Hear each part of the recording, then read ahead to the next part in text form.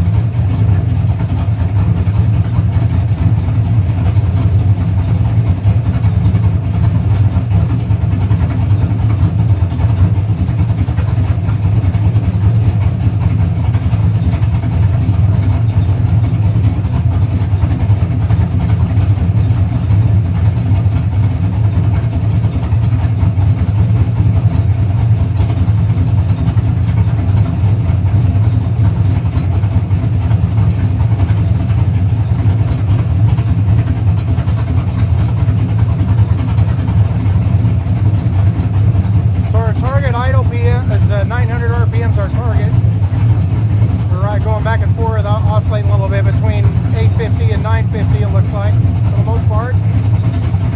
Again, we're at 40 psi oil pressure. Got 14 on the charging, so we're getting the battery charged, which is good.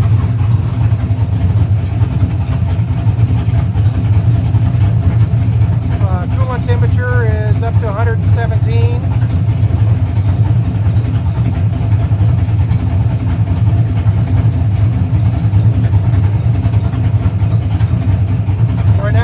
We're just letting it idle.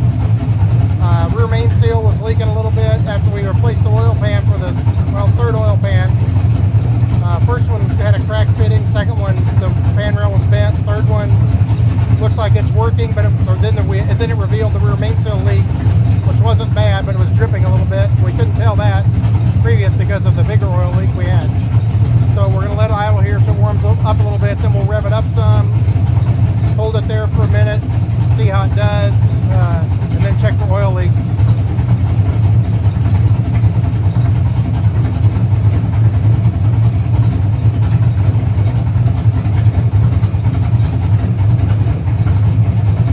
But it does start and idle nice.